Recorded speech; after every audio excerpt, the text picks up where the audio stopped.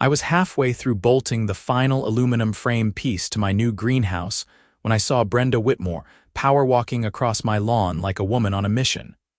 Her tablet clutched in one hand, and her face already twisted into that particular expression of righteous fury I had come to recognize over the past 3 years of living in Meadowbrook Estates. The greenhouse had been my dream project for the better part of a year.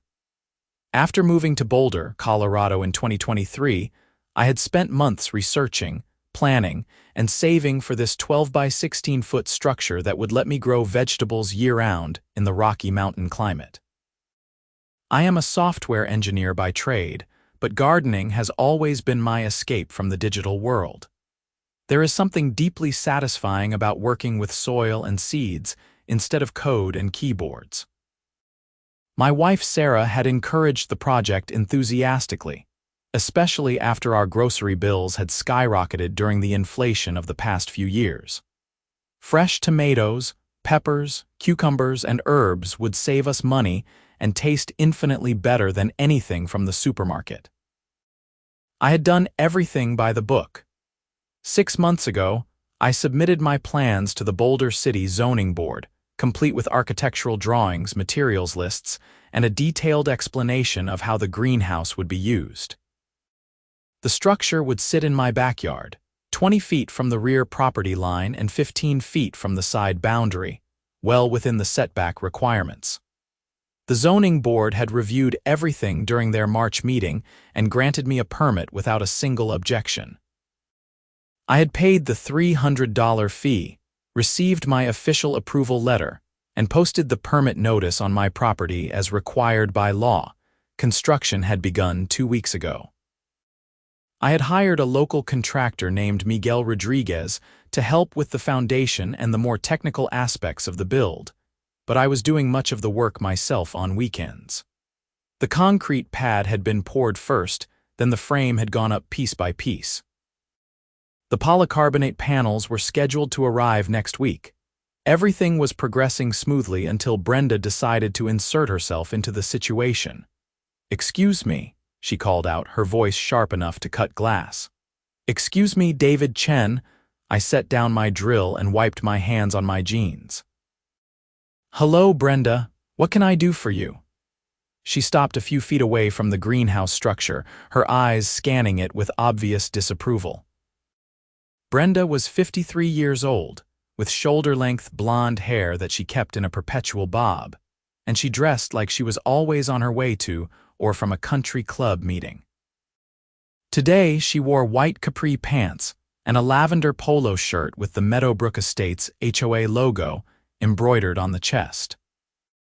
She had been president of the Homeowners Association for 5 years, and in that time, she had made it her personal mission to enforce every single rule in the covenant with an enthusiasm that bordered on obsession. "This structure," she said, gesturing at my greenhouse with her free hand. "This was not approved by the Architectural Review Committee. I checked the records this morning after Mrs. Patterson called me to complain about the eyesore in your backyard. Mrs. Patterson was our 70-year-old neighbor who complained about everything from children playing too loudly to wind chimes creating noise pollution. I had learned to ignore most of her grievances, but apparently, Brenda took them all seriously. "The greenhouse was approved by the city zoning board," I said calmly. "I have the permit. Would you like to see it?" Brenda's expression did not change. "City approval is irrelevant."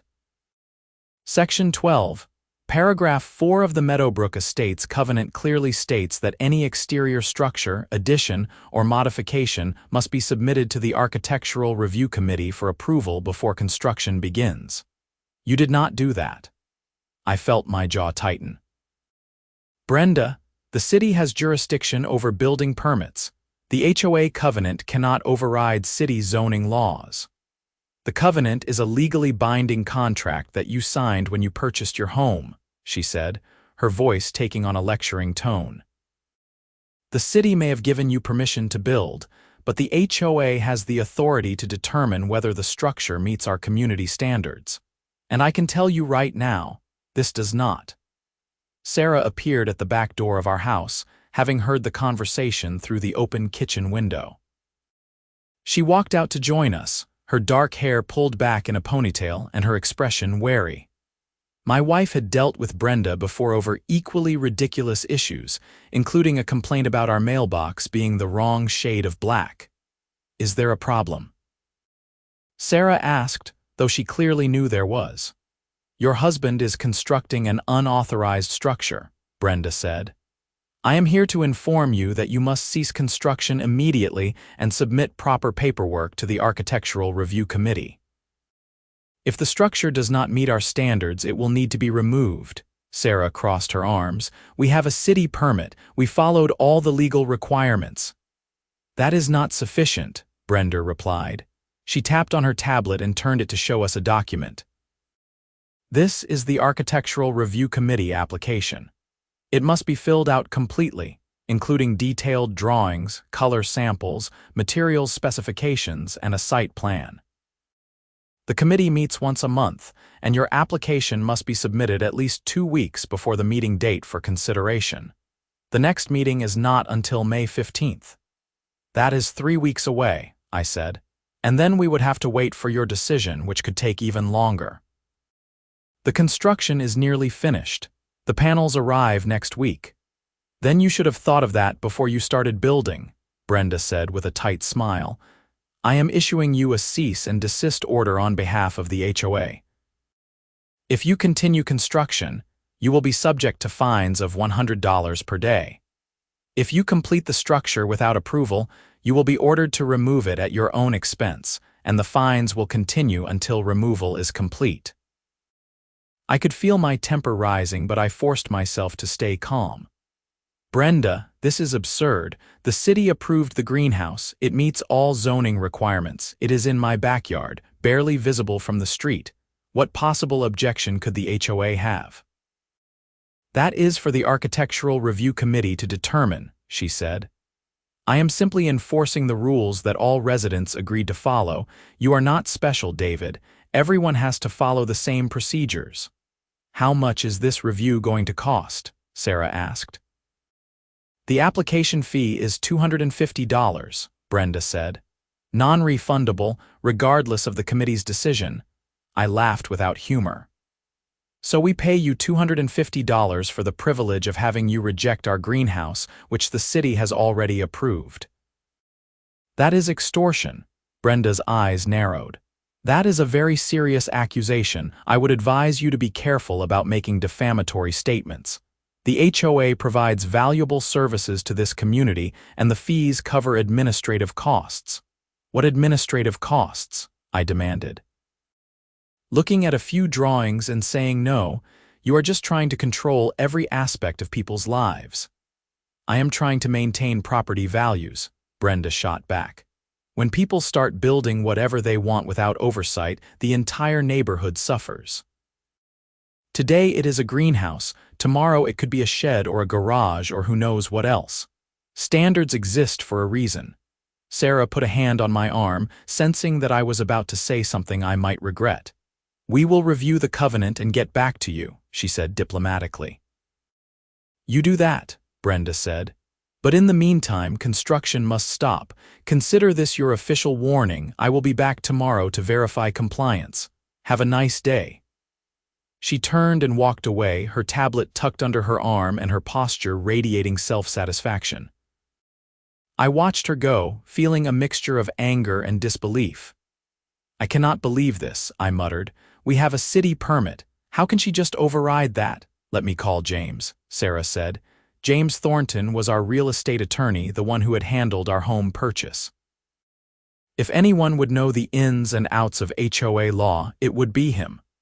We went inside, and Sarah made the call while I paced around the kitchen.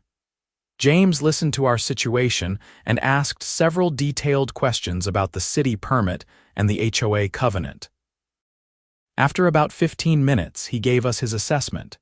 "Here is the situation," James said over speakerphone.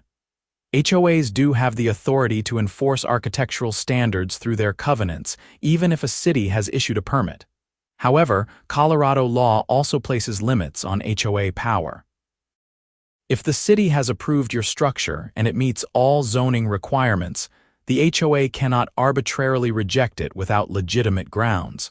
They have to have specific, reasonable standards in their covenant, and they have to apply those standards consistently.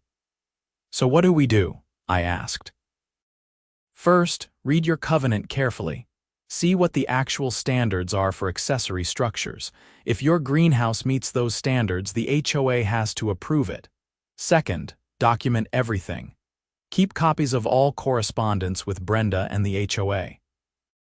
Third, do not stop construction unless you receive a formal legal order, not just Brenda's verbal warning. She is trying to intimidate you. She said she would fine us $100 a day, Sarah said. She can threaten whatever she wants, but she has to follow due process, James replied. That means written notice, an opportunity for you to respond, and a hearing before the HOA board. She cannot just impose fines unilaterally. Keep building, keep records, and call me if they escalate. I will draft a letter to the HOA explaining your position and the legal issues with their attempt to override a valid city permit. We thanked James and ended the call. I felt somewhat better knowing we had legal backing, but I also knew this was going to turn into a prolonged battle. Brenda did not back down easily, and she had the entire HOA apparatus behind her. The next morning, I was back at work on the greenhouse. Miguel arrived at 8 with his assistant Carlos, and we began installing the roof framework. The weather was perfect, cool and clear, with the kind of bright Colorado sunshine that makes you feel like you can accomplish anything. We were making excellent progress when Brenda returned, this time accompanied by 2 other HOA board members I recognized but did not know well. One was Robert Fitzgerald, the vice president, a balding man in his 60s who owned a small accounting firm downtown. The other was Patricia Summers, the secretary, a thin woman in her 40s with wire-rimmed glasses and a perpetually worried expression. They stood at the edge of my property while Brenda marched directly toward us. I thought I made myself clear yesterday, Brenda said loudly. This construction was supposed to stop. I climbed down from the ladder I had been standing on. And I thought I made it clear that we have a valid city permit. We are not stopping. Then you leave me no choice, Brenda said. She pulled a sheet of paper from a folder she was carrying. This is an official notice of violation. You are hereby fined $100 per day, retroactive to yesterday when you were first warned. You now owe $200, and the amount will continue to increase until you comply. I took the paper from her. It was printed on HOA letterhead and included a lot of formal language about covenant violations and enforcement procedures. At the bottom was a line for my signature acknowledging receipt. I am not signing this, I said. You do not have to sign it, Brenda said. Your refusal will be noted. The fines are still valid. We spoke to our attorney, Sarah said, stepping out from the house. He says you cannot impose fines without due process. We have a right to a hearing before the full board. Brenda's expression flickered with annoyance. You will have your hearing. The board meets next Tuesday evening at 7. You are welcome to attend and present your case. In the meantime, the fines stand and construction must cease. The construction is continuing, I said firmly, and we will see you on Tuesday. Robert Fitzgerald cleared his throat uncomfortably. Perhaps we could discuss this reasonably, he said. Nobody wants this to turn into a legal battle. Then maybe you should tell Brenda to back off, I said. We followed every rule the city gave us. We have the permit. This greenhouse is not hurting anyone. It is an unapproved structure, Brenda insisted. The covenant is clear. The covenant cannot override state law or city regulations, Sarah countered. Our attorney is preparing a letter explaining that to you. Patricia Summers spoke up for the first time, her voice soft and hesitant. Maybe we could expedite the architectural review. Instead of waiting until May, we could schedule a special meeting. Brenda turned to glare at her. We have procedures, Patricia. We cannot just change the rules because someone decides to ignore them. I am not suggesting we change the rules, Patricia said, more firmly now. I am suggesting we accommodate a request in a timely manner. If the structure meets the standards, there is no reason to drag this out. It does not meet the standards, Brenda snapped. It is visible from neighboring properties. It is not architecturally consistent with the homes in the community, and it was built without permission. How is it not architecturally consistent? I asked. It is glass and aluminum. It is in my backyard. What consistency are you talking about? Meadowbrook Estates has a specific aesthetic, Brenda said. Natural stone, earth tones, traditional design elements. Your greenhouse is modern and industrial. It does not fit. I looked at Miguel, who was standing nearby with his arms crossed, watching the exchange with interest. Miguel, your professional opinion.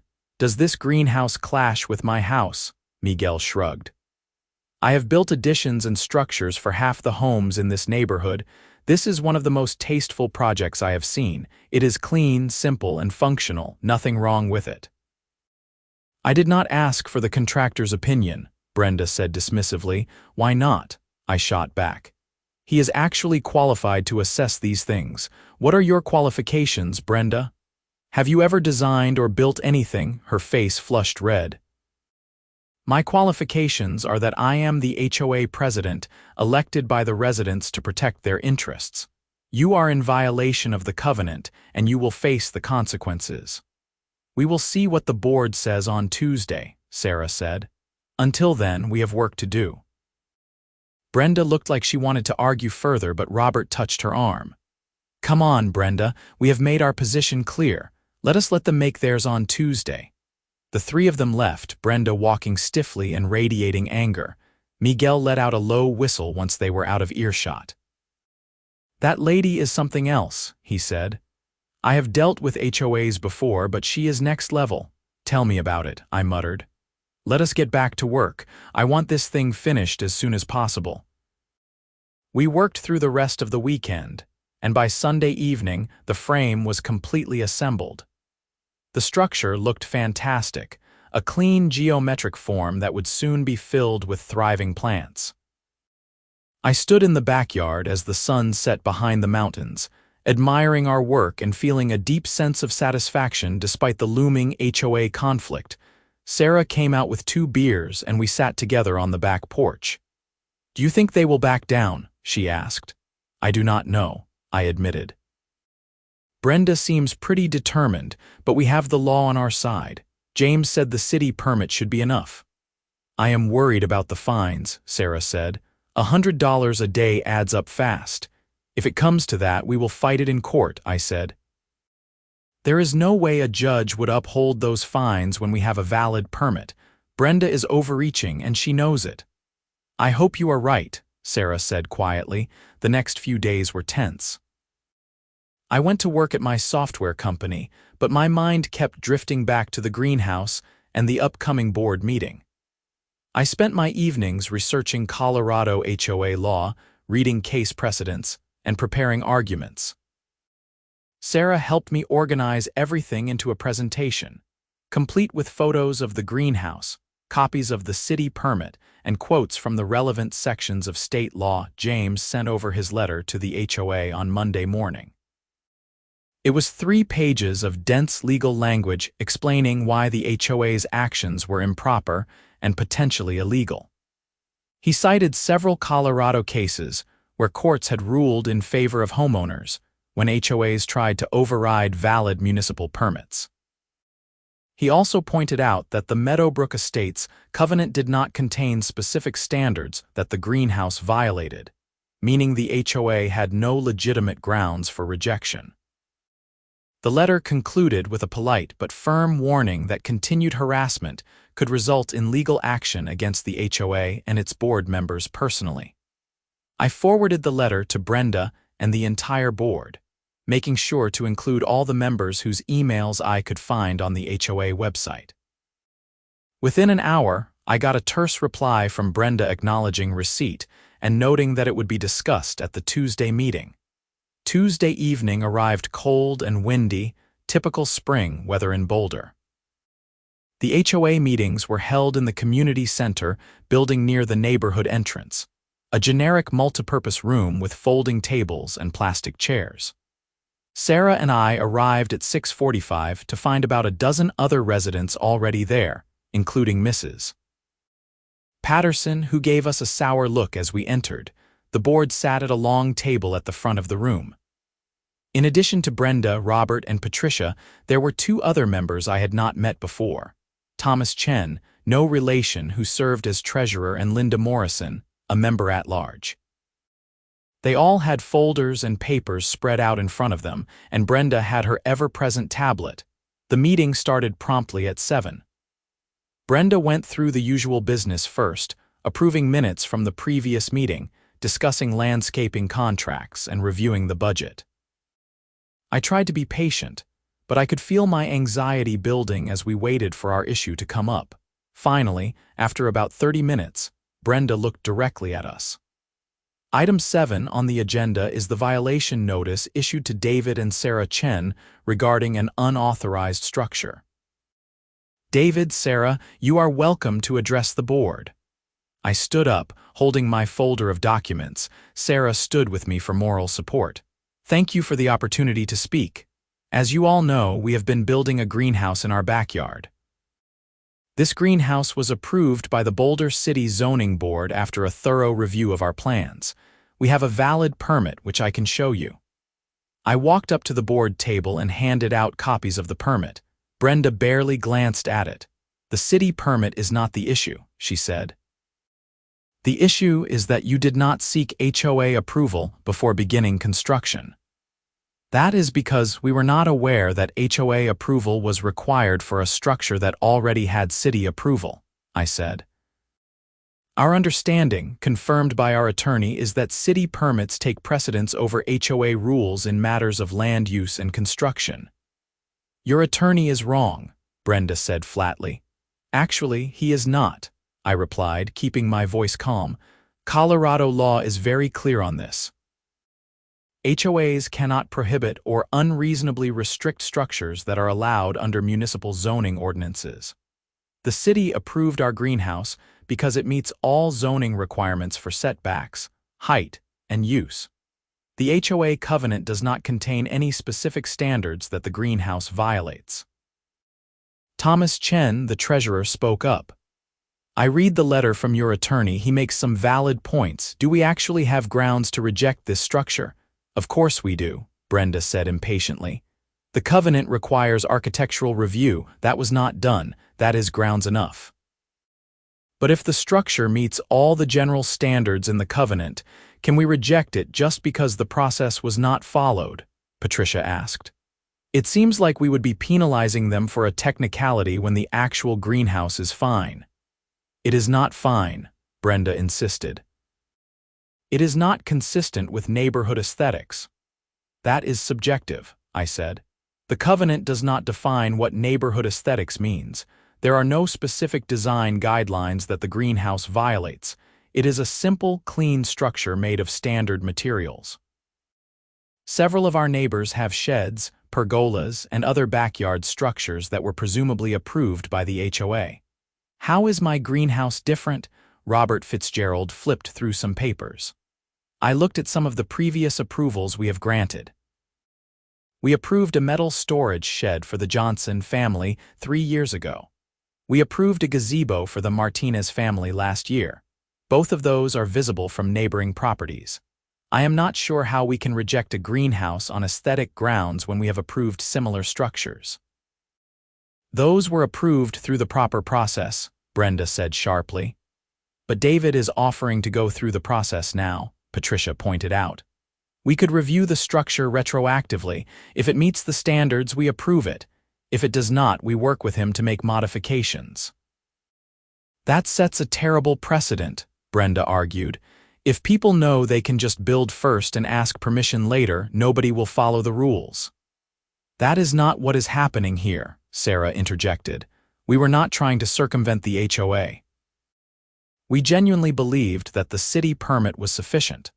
Now that we know the HOA wants to review it, we are happy to cooperate. We just do not think it is fair to be fined hundreds of dollars and threatened with demolition when we acted in good faith. Linda Morrison, who had been silent throughout the discussion, finally spoke. "I drove by your house today to look at the greenhouse. Honestly, it looks nice. It is well constructed and tasteful. I do not see the problem." Brenda's face was turning red again. "The problem is that rules exist for a reason. If we start making exceptions, the whole system breaks down." "But we are not talking about making an exception," Thomas said. "We are talking about applying common sense. The city approved the structure. It does not violate any specific covenant provisions. The only issue is timing, and that can be resolved by doing the review now." "I am calling for a vote," Brenda announced abruptly. "All in favor of upholding the violation notice and requiring the Chens to tear down the greenhouse unless they receive retroactive approval from the Architectural Review Committee, signify by saying aye." "Wait," I said. "Can we at least discuss what retroactive approval would entail?" "What would we need to submit?" "Standard architectural review application," Brenda said. "Drawings, materials list, site plan, and the $250 fee. The committee will review it and make a recommendation to the board." "And when would that happen?" Sarah asked. "The next scheduled committee meeting is May 15th, Brenda said, "but given the circumstances, I suppose we could expedite it. We could meet this Saturday." "That would be April 26th, Patricia noted. "That seems reasonable." "Fine," Brenda said irritably. "Special Architectural Review Committee meeting this Saturday at 10 in the morning. The Chens will submit their application by Thursday so the committee has time to review." Now the vote. All in favor of requiring compliance, only Brenda raised her hand. All opposed. Robert, Patricia, Thomas, and Linda all raised their hands. Brenda looked stunned. "You cannot be serious." "The motion fails 4-1, Robert said. "The violation notice is rescinded."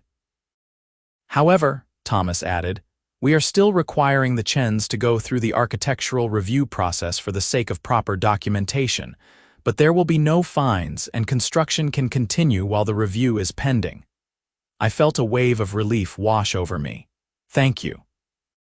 "We will submit the application by Thursday as requested." "This is outrageous," Brenda sputtered. "You are undermining my authority as president." "We are exercising our authority as board members," Robert said calmly. "That is how boards work, Brenda. Majority rule." Brenda gathered up her papers with sharp, angry movements. "I want my objection noted in the minutes.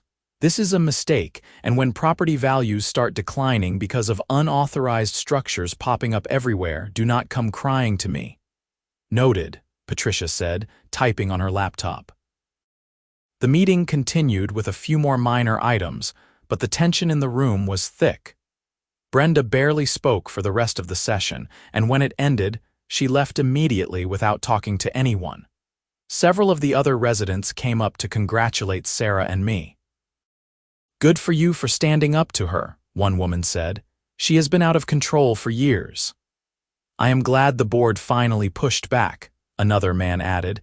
"Maybe this will make her think twice before going after people for every little thing." We thanked everyone and headed home, feeling cautiously optimistic. The immediate threat had been neutralized, but we still had the Saturday review to get through. I spent Wednesday evening compiling the application materials. The drawings from my original city submission worked perfectly, and I added some additional photos showing the current construction progress. The materials list was straightforward: aluminum framing, polycarbonate panels, concrete foundation, and standard hardware. The site plan showed the exact location in relation to property lines and the house itself. I filled out the HOA's application form, which asked a series of questions about the structure's purpose, dimensions, and appearance. On Thursday morning, I drove to the HOA management company's office and hand-delivered the application packet along with a check for $250. The receptionist gave me a receipt and assured me that the Architectural Review Committee would have the materials in time for Saturday's meeting. Saturday morning was beautiful, the kind of spring day that makes you remember why people move to Colorado. Sarah and I arrived at the community center at 9:45, giving ourselves time to settle in before the meeting started. The Architectural Review Committee consisted of 3 people. Brenda, as HOA president, automatically had a seat. The other 2 members were volunteers from the community, Dan Peterson and Carol Williams. I did not know either of them well, but I had seen them around the neighborhood. We all sat around a table in a small conference room. Brenda had printed copies of my application and spread them out in front of her. Dan and Carol were studying the documents with genuine interest. "This is very thorough," Carol said. "The drawings are professional quality." "I used the same drawings I submitted to the city," I explained. "I work in software, but I learned basic CAD for this project." "What will you be growing?" Dan asked. "Mostly vegetables," I said. "Tomatoes, peppers, cucumbers, lettuce, herbs, maybe some strawberries." "The greenhouse will let me extend the growing season and protect plants from late frosts." "That sounds wonderful," Carol said. "I have always wanted a greenhouse." Brenda cleared her throat loudly. "We are not here to discuss the merits of gardening. We are here to evaluate whether this structure meets HOA standards." "Right," Dan said. "So, looking at the covenant standards for accessory structures, I see requirements for setbacks, height limits, and general appearance. The greenhouse is well within the setback requirements, 20 feet from the rear line and 15 from the side. The height is 8 feet at the peak, and the covenant allows up to 12 feet for accessory structures, so those are fine." "What about appearance?" Brenda demanded. Dan looked at the photos. "It is attractive. Modern, but not out of place. The aluminum frames are neutral colored and the polycarbonate panels are clear. It is not garish or poorly made." "It does not match the traditional architecture of the neighborhood," Brenda insisted. "The covenant does not require structures to match any particular architectural style," Carol pointed out. "It just says they should be compatible with the general character of the community. This seems compatible to me." "I disagree," Brenda said. "Noted," Dan replied. "But 2 out of 3 is a majority. Carol and I believe the greenhouse meets the standards. Our recommendation to the board is approval."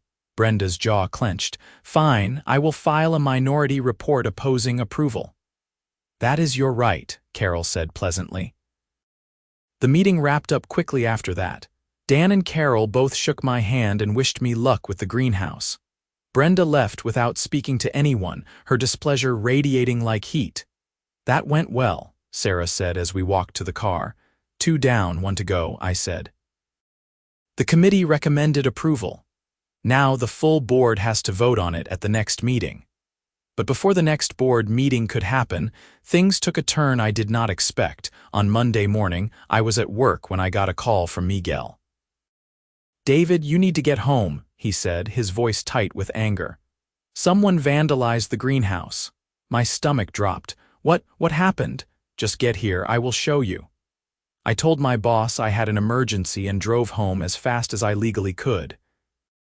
When I pulled into my driveway, I saw Miguel and Carlos standing in the backyard with several neighbors. As I approached, I saw what they were looking at, and my blood ran cold. Someone had taken a sledgehammer or similar tool to the greenhouse frame. Several of the aluminum supports were bent and broken. The concrete foundation had been chipped and cracked in multiple places.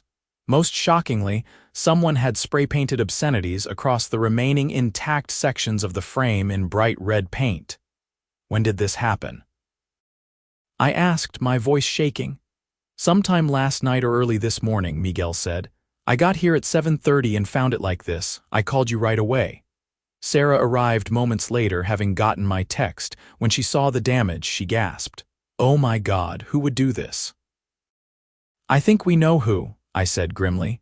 One of the neighbors, a man named Jeff Kowalski who lived 3 houses down, stepped forward. "I have a security camera that covers part of the street. It might have caught something. Let me go check the footage." He jogged back to his house while the rest of us stood there surveying the destruction. I felt a mixture of anger, violation, and disbelief. The greenhouse had been nearly complete. Now it was a twisted wreck. Jeff returned with his laptop. "I have got something," he said. Look at this." He played the video, which was time-stamped at 2:30 in the morning. In the grainy footage, a figure in dark clothing approached my yard from the street. The person was wearing a hoodie that obscured their face, but the body type and gait looked familiar. The figure went into my backyard, and although the camera angle did not show the yard itself, we could see flashlight beams moving around. About 10 minutes later, the figure emerged and walked quickly back up the street. "Can you zoom in?" I asked. Jeff tried, but the resolution was not good enough to make out any identifying details. "I am calling the police," Sarah said, pulling out her phone. 2 Boulder police officers arrived within 20 minutes. They took our statements, photographed the damage, and reviewed Jeff's security footage. One of the officers, a woman named Officer Martinez, seemed particularly interested in our story about the HOA conflict. "So you think the HOA president might have done this?" she asked. "I do not want to make accusations without proof," I said carefully. "But she has been very hostile about the greenhouse. She wanted it torn down, and the timing is suspicious, right after the Architectural Review Committee recommended approval." "We will investigate," Officer Martinez said. "We will need to speak with this Brenda Whitmore." "Do you have her contact information?" I provided Brenda's address and phone number. The officers finished their documentation and told us they would be in touch. Miguel and Carlos spent the rest of the day assessing the damage. The good news was that the foundation could be repaired and most of the frame components could be replaced. The bad news was that it would cost about $3,000 in materials and labor, plus another week of work. "Insurance might cover this," Sarah said. "It is vandalism." I called our homeowner's insurance company and filed a claim. They said they would send an adjuster out within 48 hours. That evening, as Sarah and I were eating a summer dinner, my phone rang. It was Officer Martinez. "Mr. Chen, I wanted to update you on the investigation." We spoke with Brenda Whitmore this afternoon. She denies any involvement in the vandalism and says she was home asleep at the time it occurred. Her husband corroborated her alibi. "Of course he did," I muttered. "However," Officer Martinez continued, "we also canvassed some of your other neighbors. One of them, a Mr. Harold Patterson, has a camera system with better resolution than Mr. Kowalski's. We reviewed his footage and we got a clearer image of the suspect." "And?" I asked, my heart racing. "It is not Brenda Whitmore. The suspect is male, approximately 6 feet tall, medium build. We are still working on identification, but we wanted to let you know that Mrs. Whitmore is no longer a primary suspect." I felt a confusing mix of relief and disappointment. Relief that Brenda had not actually committed a crime, but disappointment that we still did not know who had destroyed my greenhouse. "Thank you for the update," I said. "We will keep investigating," Officer Martinez assured me. "Vandalism cases can be tough, but we have some leads." After I hung up, I told Sarah what the officer had said. "So it was not Brenda. But then who? Maybe one of her supporters," Sarah suggested. "Someone who thought they were doing her a favor, maybe," I said, "but that is still pretty extreme." The next day, the insurance adjuster came out and documented everything. She approved the claim for the full repair cost minus our $500 deductible. That was some consolation, at least. Miguel started the repairs on Thursday, replacing the damaged frame sections and fixing the foundation. I helped where I could, but mostly I just felt angry and defeated. Someone had tried to destroy my project, and I did not even know who or why, not definitively anyway. On Friday evening, I got another call from Officer Martinez. "Mr. Chen, we have identified the suspect. His name is Craig Patterson. Does that name mean anything to you, Patterson?" I said. "That is the same last name as our neighbor who complains about everything. Mrs. Patterson, correct." "Craig Patterson is her son. He is 32 years old and lives with his mother. We brought him in for questioning this afternoon and he confessed to the vandalism." "Why?" I demanded. "Why would he do that?" According to his statement, his mother was very upset about your greenhouse. She felt it was ruining her view and lowering property values. She complained constantly about it to Craig. He decided to, quote, take care of the problem for her. He claims she did not know he was going to do it, and we have no evidence to suggest otherwise. So what happens now? I asked. Craig Patterson is being charged with criminal mischief in the second degree and trespassing. Given the value of the damage, it is a Class 2 misdemeanor. He will likely face fines and possibly probation. He does not have a significant criminal history, so jail time is unlikely unless he violates probation terms. You can also pursue civil damages against him for the cost of repairs. What about his mother? She basically incited him to do it. Unfortunately, we cannot prove that she asked him to vandalize your property. Unless you want to file a civil harassment claim, there is not much we can do about Mrs. Patterson, but I would document any further issues with her. I thanked Officer Martinez and shared the news with Sarah. We were both relieved to have answers, but the whole situation left a bad taste. Mrs. Patterson's constant complaining had led her son to commit a crime, and she would face no consequences. At least we know it was not some random act, Sarah said, and the insurance is covering the repairs. True, I said, but this whole thing is insane. It is a greenhouse. Why do people care so much? The following Tuesday was the regular HOA board meeting where the Architectural Review Committee's recommendation would be voted on. Given everything that had happened, I was expecting another confrontation with Brenda, but the meeting was surprisingly anticlimactic. Robert Fitzgerald, the vice president, actually presided over the meeting instead of Brenda. He explained that Brenda had requested to recuse herself from the greenhouse matter due to her strong feelings about it. The committee's recommendation for approval was presented, and the board voted 4-0 in favor, with Brenda abstaining. Just like that, after weeks of conflict, the greenhouse was officially approved. Patricia Summers caught me after the meeting. I am sorry you had to go through all of this, she said. Brenda means well, but she can be very rigid, and what happened with the vandalism is just terrible. I hope you know that most of us support what you are doing. I appreciate that, I said. I just want to grow some vegetables. Well, I think you are going to have a beautiful greenhouse, Patricia said with a smile.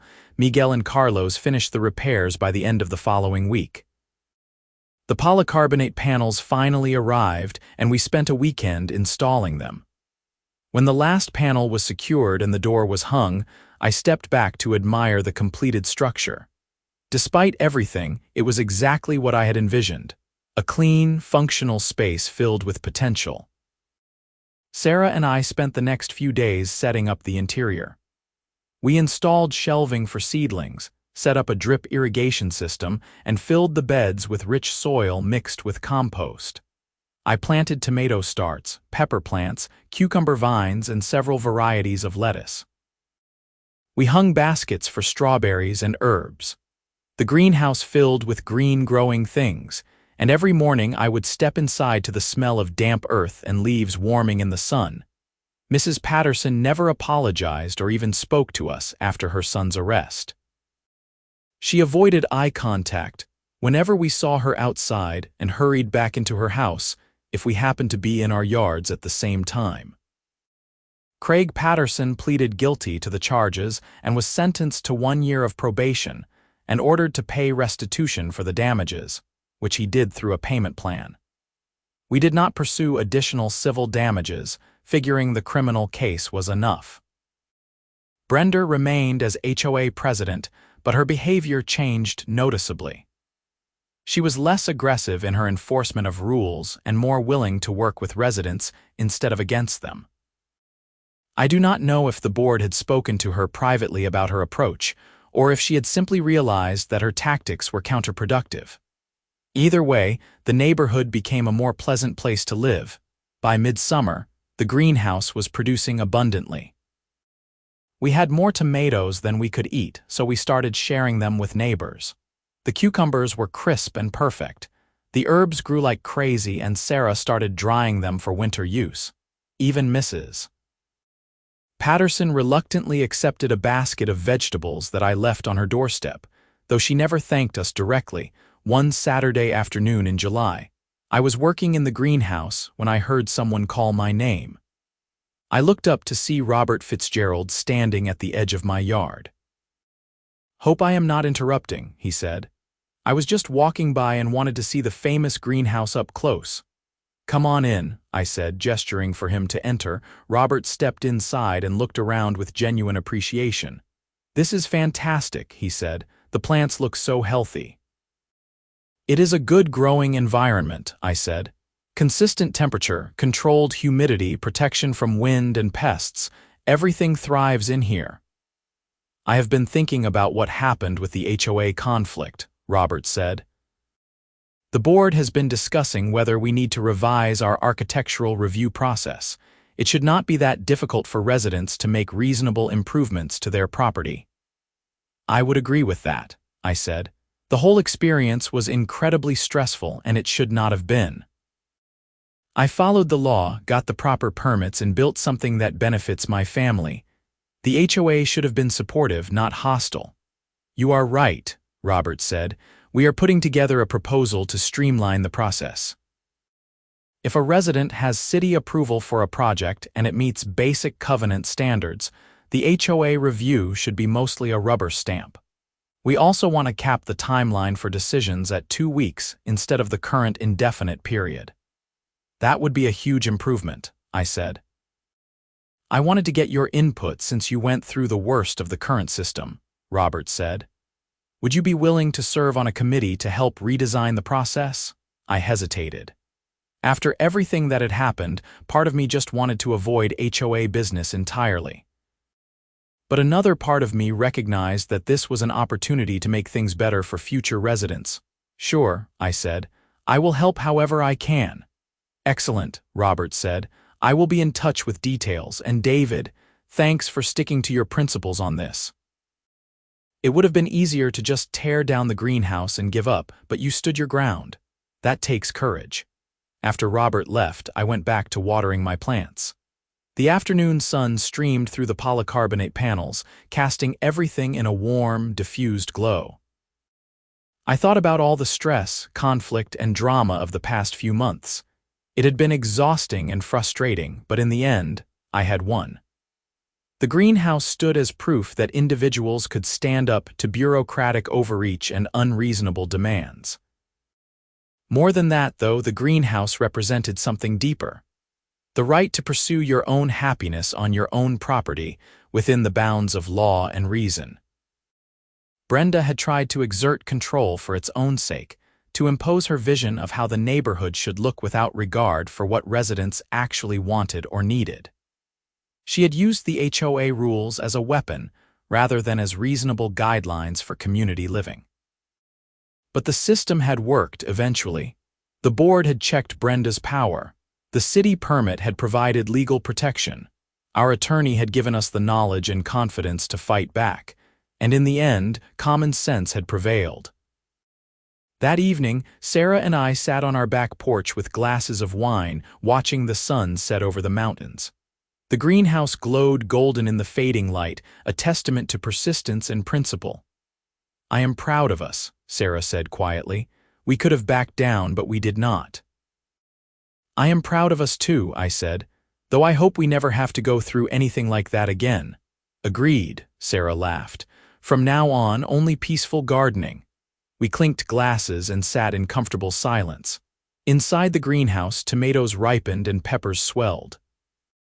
The lettuce grew tender leaves, and the cucumber vines climbed their trellises. Life flourished in the structure we had fought so hard to build. Over the following months, I stayed involved with the HOA's Process Reform Committee.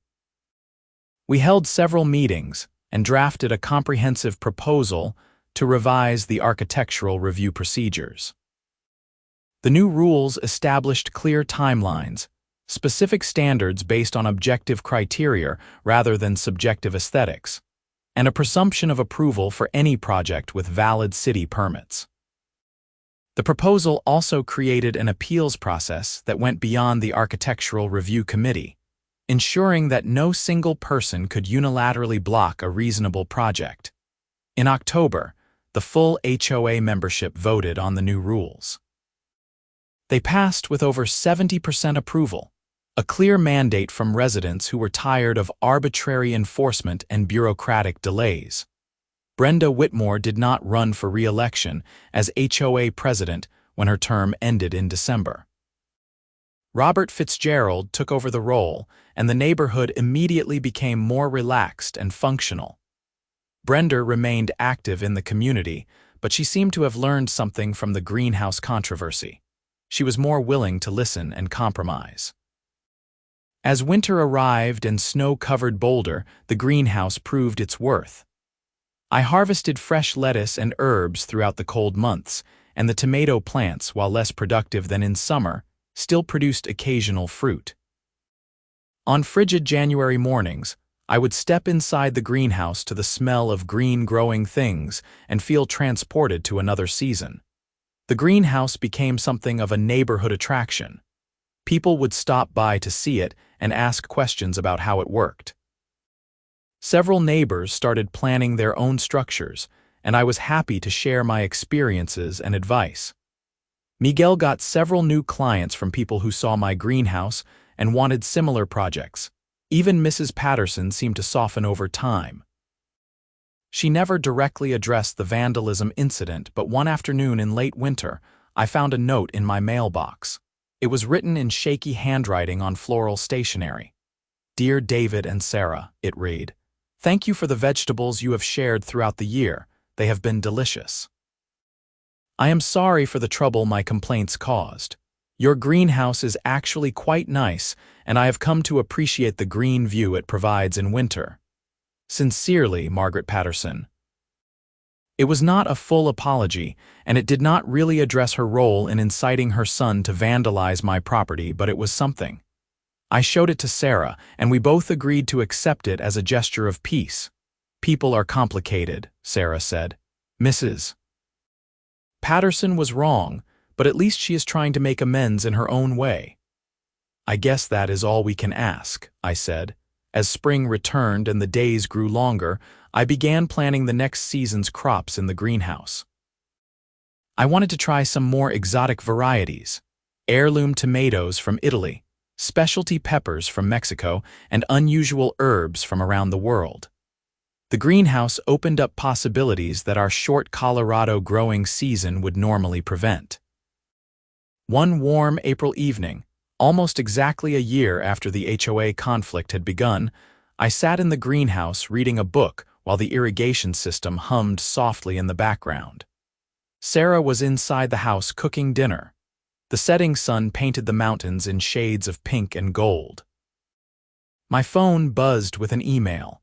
It was from James Thornton, our attorney. He had sent a brief message. "Saw this article and thought of you," followed by a link.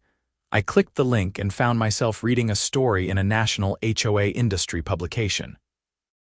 The headline was "Colorado HOA Implements Groundbreaking Reform of Architectural Review Process." The article described how Meadowbrook Estates had overhauled its rules to balance community standards with homeowner rights, creating a model that other HOAs were beginning to adopt. The article quoted Robert Fitzgerald extensively, but there was also a quote from me. "Homeowners associations serve an important function, but they should not become instruments of arbitrary control. When HOAs work with residents instead of against them, everyone benefits." Our neighborhood is proof that reform is possible and positive. I smiled, remembering how angry and helpless I had felt during those first confrontations with Brenda. At the time, I had just wanted to build my greenhouse and be left alone. I never imagined that the conflict would lead to meaningful change that would benefit hundreds of residents. Sarah called from the house that dinner was ready. I set down my phone and took one last look around the greenhouse. The plants were thriving, reaching toward the light. Tiny tomatoes hung in clusters, promising abundance in the months to come. The air smelled of basil and damp soil. I stepped out of the greenhouse and walked across the lawn toward my house. The grass was thick and green, the flower beds were blooming, and the mountains loomed majestic in the distance. This was home, a place we had fought for and made truly our own. Inside, Sarah had prepared a meal using vegetables from the greenhouse. A salad of fresh lettuce and cucumbers, roasted peppers stuffed with rice and herbs, and bruschetta topped with tomatoes and basil. We ate on the porch, savoring the flavors and the mild evening air. "This is what it was all for," Sarah said, gesturing at the food in the greenhouse visible in the backyard. "Fresh, healthy food that we grew ourselves, independence and self-sufficiency. And the satisfaction of knowing we stood up for what was right," I added. "That too," Sarah agreed. As the stars began to appear in the darkening sky, I reflected on everything we had learned.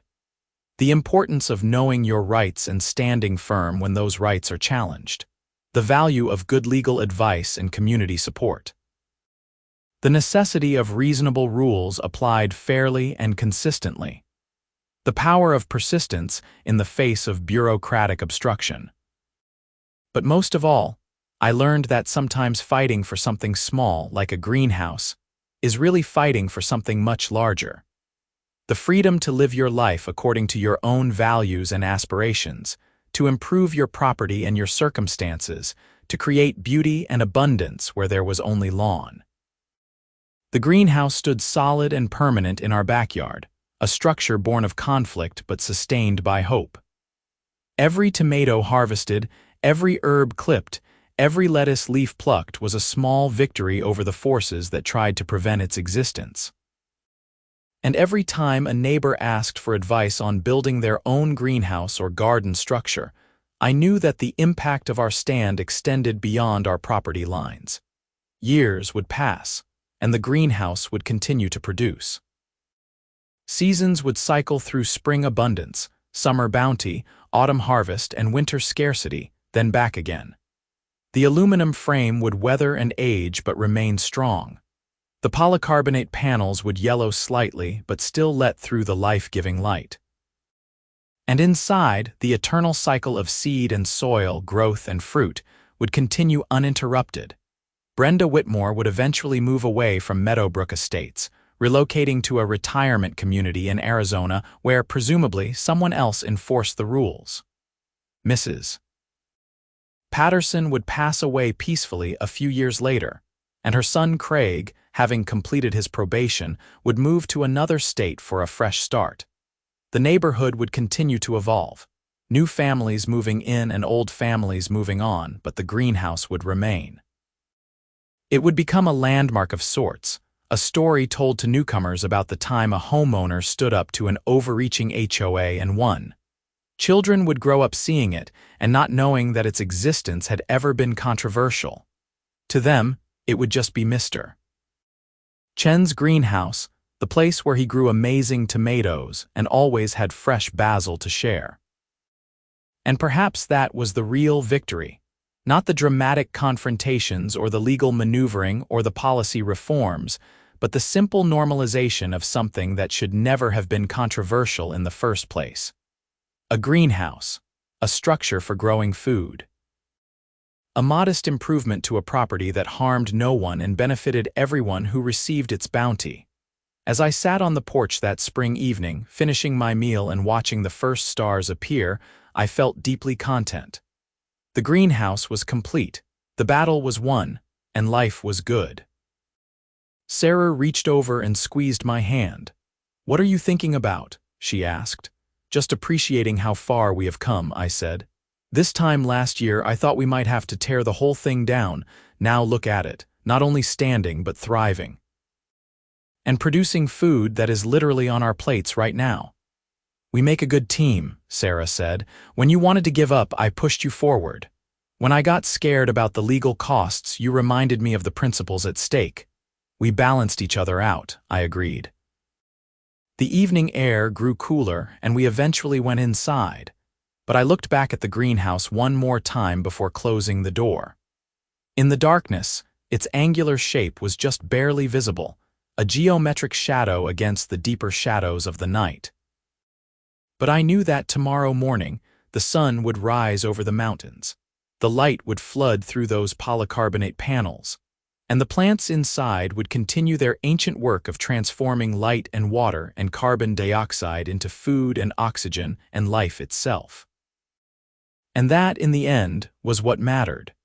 Not the conflicts or the controversies, not the HOA drama or the neighborhood politics, but the simple, powerful act of making things grow, of taking a patch of grass and transforming it into something productive and beautiful, of exercising the fundamental human right to improve your circumstances and create abundance.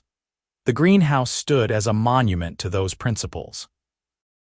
And as long as it stood, it would remind everyone who saw it that sometimes the most important battles are fought not over grand ideals or abstract principles, but over simple things. The right to build a greenhouse, to grow tomatoes, to live in peace on your own property. Those simple things, it turned out, were not simple at all. They were the foundation of everything else: freedom, autonomy, dignity, and the pursuit of happiness. And they were worth fighting for, no matter how exhausting or frustrating the fight became. I slept well that night, deeply and dreamlessly, the sleep of someone who has completed a difficult journey and arrived safely at their destination. And when I woke the next morning to bright sunshine and the sound of birds singing, my first thought was of the greenhouse and the seedlings that needed watering. I pulled on jeans and a sweatshirt and walked outside barefoot, the grass cool and damp with dew.